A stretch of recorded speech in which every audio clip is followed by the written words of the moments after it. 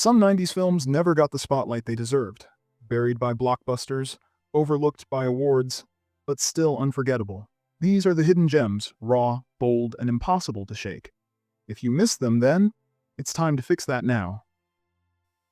In a quiet New England town, the steel mill is dying. And into that silence walks Lawrence Garfield. They call him Larry the Liquidator. He doesn't make things, he buys, he sells. He strips the old down for profit, and this time he's coming for New England wire and cable. Danny DeVito plays Garfield like a predator with charm, slick, fast-talking, and ruthless, but not evil. That's the trick. He tells the truth, the brutal, uncomfortable truth. This business? It's outdated, sentimental, unprofitable, and in the world of money, that makes it worthless. Gregory Peck is the old guard, principled, proud, clinging to something that once mattered. Caught between them, his daughter, lawyer, idealist. A new generation, with her own ideas about legacy and survival. What follows is not a heist, it's a corporate courtroom duel. Words are weapons, logic bleeds into emotion, and just when you think you know who to root for, Garfield delivers a monologue that stops everything. Because he's not wrong, and that's what makes it sting. Other people's money doesn't play fair. It makes you question your values, your future, and whether winning always looks the way you thought it would. He's 12. He plays ball at recess. He runs heroin before dinner. Fresh is stuck in a housing project where smiles are thin and mistakes are permanent. He works for two crews, careful not to let one know about the other. He watches how power moves, how tempers flare, how people vanish. At night he plays chess with his estranged father, a man who once had promise, now floating through life, speaking in parables. But those parables stick. The board becomes a map. The rules become survival. When a friend dies and family falls apart, Fresh doesn't cry. He plans, quietly, methodically. He sets up the people around him like pieces on a board, dealers, cops, killers. His own relatives, he lets them make their moves, then takes control. No one sees it coming, because Fresh never blinks, never yells. He just waits and strikes. By the time the final move lands, the pieces are gone. The game is over. And Fresh, alone in a park, doesn't smile, doesn't celebrate. He got what he wanted, freedom, but at a price no child should ever have to pay. He didn't grow up. He outplayed the world. Walking through King of the Hill feels like turning the pages of someone's memory. Pages stained by time, by hunger, by silence. Aaron is just a kid, but his eyes give it away. He sees too much, hears what adults think he doesn't. And every day, the walls close in just a little more. His father disappears for work that never pays. His mother is gone. And he's left behind, alone in a crumbling hotel, surrounded by locked doors, unpaid bills, and neighbors slowly vanishing without goodbye. The film never yells. It doesn't need to. The emptiness in the fridge, the slow sinking of hope, the shoes he keeps polishing, waiting for school to start again, they all speak louder than words. But somehow he adapts, makes up stories, invents rules, holds on to his dignity with both hands, even as the floor starts to crack beneath him. It isn't about a grand escape. There's no miracle coming. It's about enduring without being seen, surviving without breaking. Because when the world forgets you, you still have to wake up, still have to figure it out. And Aaron does, quietly, painfully, brilliantly, step by step, day by day. He keeps going. A bus slides off an icy road, and the sound that follows is not a scream, but silence. The sweet hereafter begins in that silence, and never really leaves it.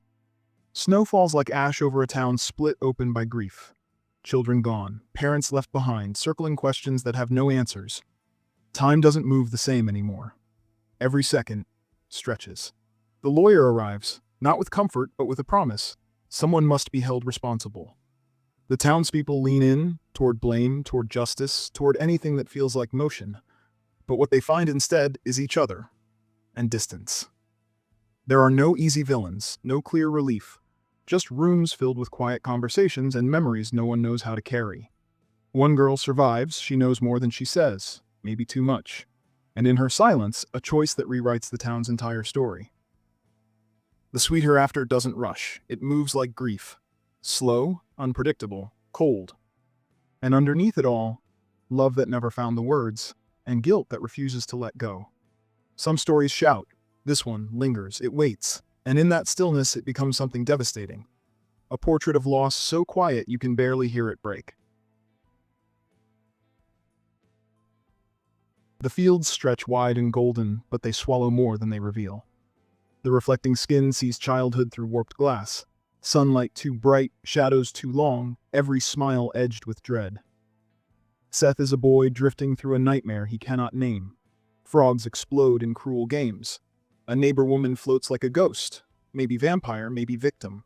And beneath it all, something rots. The town is small, but the silence is vast. Adults speak in half-truths. Grief hangs in the air like dust. And as boys begin to vanish, the horror does not come from the woods, it rises from within the home. Seth's brother returns from war, broken, unreadable. He carries sorrow like a scent, and with him comes a deeper darkness, grief too old for a child to understand. The reflecting skin is not about plot, it's about feeling. Unspoken trauma, the violence of repression, the ache of beauty corrupted. Colors bleed. Time stutters. Reality slips. Then disappears. What's left is a memory, too vivid to be real, too strange to forget. And inside that memory, a boy who thought he was seeing the truth, but only ever saw the reflection of everything falling apart. The desert doesn't bury the past, it preserves it. Bones don't vanish, they wait. Lone Star begins with a body in the dust, and ends with truths no one wanted to find.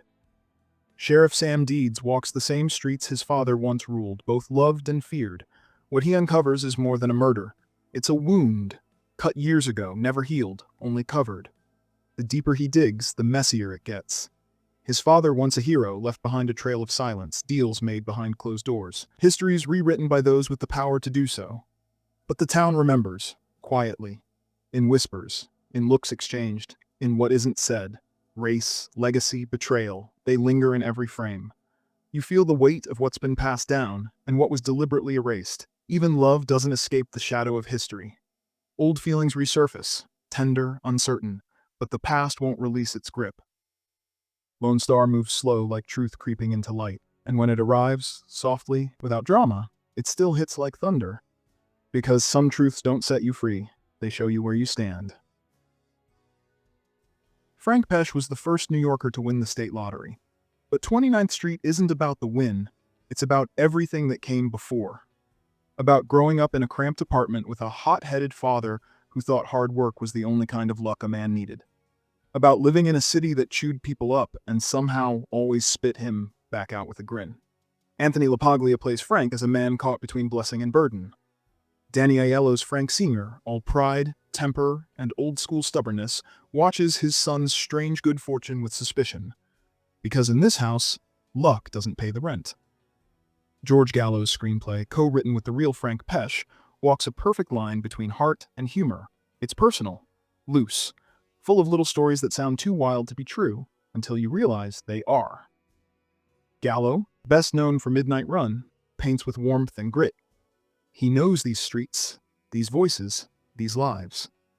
And when Frank finally has to decide whether to take the money or stand by his father, the film shifts. It becomes about something bigger. Not just luck, but what we do with it, and who we are without it. Deep Cover, 1992, isn't about good guys and bad guys. It's about what happens when the mask you wear starts feeling more like skin. Lawrence Fishburne plays Russell Stevens Jr., a cop sent undercover in a drug ring. He tells himself it's justice. But the deeper he goes, the more the lines twist. The dealers talk smoother than the suits. The politicians are dirtier than the street thugs. And the system? It does not want to be cleaned. Every step feels like a test of loyalty, of identity, of soul. Bill Duke directs with precision, sharp angles, pools of shadow, mirrors everywhere. Because this isn't just a thriller, it's a descent into temptation, into survival, into a world where blackness is criminalized until it turns profitable. The soundtrack pulses with Dre and Snoop years before they took over radio. The dialogue cuts, cool, fatalistic, exhausted. And through it all, Fishburne unravels. Or maybe he becomes whole. You don't walk away from Deep Cover feeling heroic. You walk away complicit because the game was rigged, and still is. And when Fishburne's voice hits in the final monologue, there's no comfort, just truth. unflinching, unfinished, and still echoing. Three men go down in a plane. Only one of them is truly prepared to survive. The Edge unfolds like a survival thriller, but the real threat doesn't always have claws. Charles Anthony Hopkins is a billionaire with a photographic memory. Bob Alec Baldwin is a photographer with charm and a secret. And Stephen is just hoping to make it out alive. What begins as a desperate fight against the wild, a bear stalking them through endless Alaskan wilderness, slowly shifts. Each mile strips away civility. What's left is ego, fear, and something sharper. There's a moment, quiet, small, when Charles stops and says, "Most people lost in the wild die of shame." That line stays with you. Because it's not just about the woods. It's about what happens when you're exposed. No wealth, no power, no lies. Just instinct and choice. The bear mauls. The weather punishes. But the tension between Charles and Bob, that is where the coldest part of this movie lives. By the end, the Edge has done more than test their survival. It's taken everything hollow and ripped it clean.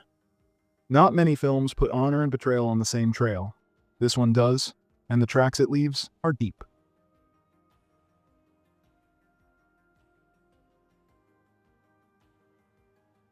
It starts with a shift at a grocery store, a drug deal, a bad idea, and from there, Go takes off like a spark in gasoline. 3 stories, 1 wild night, and no one comes out clean. Rana wants to make rent. Claire tags along. Simon borrows a car, crosses a line. 2 guys from a soap opera get pulled into something way over their heads. Every moment ricochets, fast, loud, loaded with risk. Doug Liman directs like he's racing a ticking clock. Quick cuts, strobe lights, the beat of a rave echoing underneath every decision. And underneath the noise, regret, loneliness, desperation to feel anything real. The movie isn't about one thing. It's about everything spiraling. People bluffing through danger, talking too fast, moving too quick to see the wreck coming. It feels like the 90s in motion, messy, impulsive, wildly alive. But it doesn't let you off easy. For every joke, there's fallout. For every party, a hangover. You can only outrun the consequences for so long. By the end, everyone's story snaps into place, and what started as chaos becomes a kind of truth. It's not just one night. It's the kind of night that marks you. Go, then deal with it. If you've made it this far, chances are you love discovering underrated films as much as I do. So if you haven't already, hit subscribe and turn on notifications. More hidden gems are on the way, and you won't want to miss what's next.